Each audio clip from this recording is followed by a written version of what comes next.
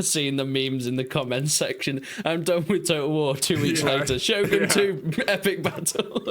Yeah, exactly. And you know, I see that. I find it funny. When you made the last video saying you were quitting Total War and stuff, what was there like a catalyst that? Because obviously it sounds like it was building up for a while, but what was the catalyst for that?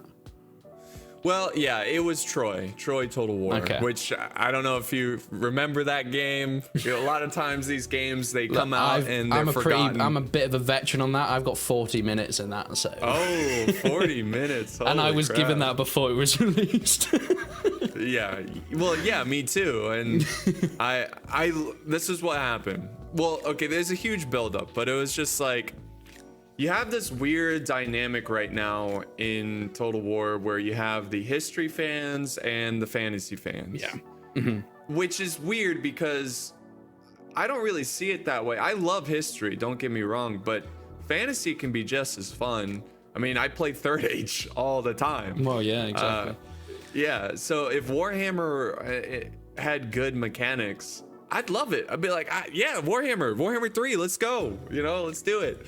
But I don't know, there's this weird dynamic where like the Warhammer fans think that history fans don't like it because it's fantasy, and it's not really the case. And they'll say like, oh, you guys are idiots, they have a history team and a fantasy team, and they're making more history games. I'm like, okay, all right, let's see what happens. I've got to admit, I was that.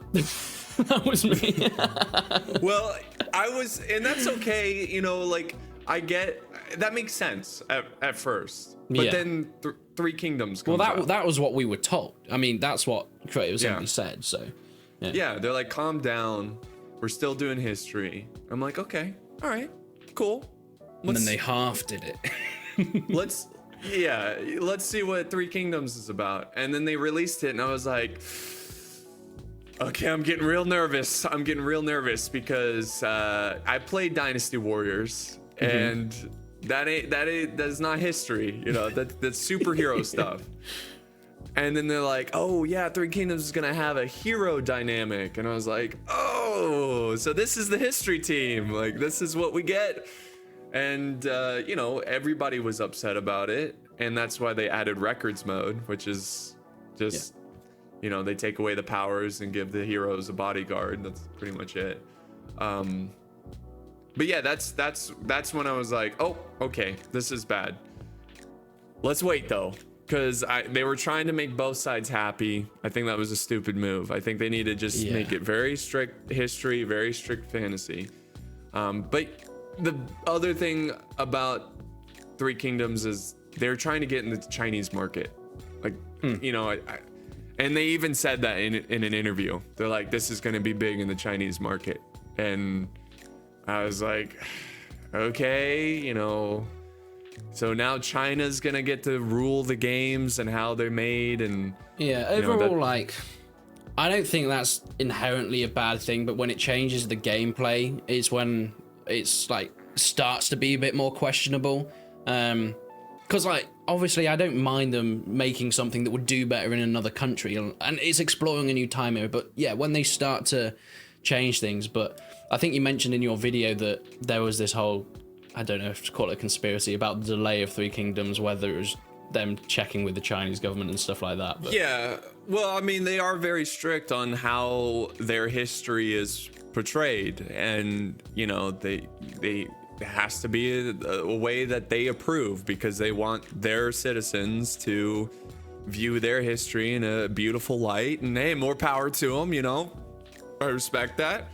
But I think what kills me is it's not like CA was like, oh, we're gonna make this game for the great people of China because we love them. You know, it's just like, we're gonna make some money here, some fat stacks, let's go. Yeah. You know, or it wasn't like, man, you know, a lot of people here working really love the history of China, and we really want to make a game on it, and it you know, it might so happen do well in China as well. You know, it wasn't like that, at least in my opinion.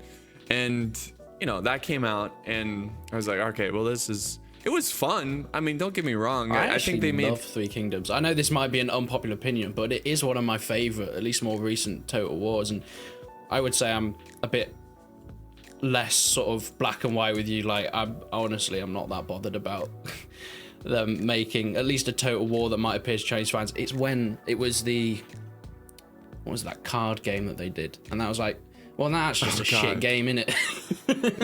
yeah. Well, they've dabbled into you know, that's the other red flag, is like they dabble into the easy money making markets, like card game collecting games, mobile games. They did Total War Arena, which They've done I loved. it again. You've seen at E3 the Total War Warhammer. It's like Warhammer Battles, and the new trailer for that, which is it's a mobile Warhammer mobile game. Total War I didn't see that. Yeah, oh, that's fun. Yeah, and again, I think they made big improvements to campaign in Three Kingdoms. You know, diplomacy was much more interesting and everything like that. I wasn't a huge fan of the battles. They still were a little too Warhammer-y for me. And I went on a big rant about I really love Total War because of seeing the individual soldier. You know, we get to see their perspective more than, you know, when you're learning history, you learn about the generals, and you don't really know like too much what the average soldier experienced. And I feel like they kind of took that away in Three Kingdoms, because originally they had thumbnails where they were like ghost-like, you know, unit cards. You know, it's because it's all about the, you know, the heroes. So it's like, okay, whatever, maybe they were trying to do something different there, and it just kind of flopped. So let's wait for one more history game, and it was Troy. Troy. And you know, I got it early. I recorded a battle. I finished the battle. I'm sitting there looking at it in the editing software, and I go, I'm not gonna upload this. I don't want to support this. This is not good. And that was the moment where it was it because like you didn't like the game, or was it the whole Epic Games sort of stuff?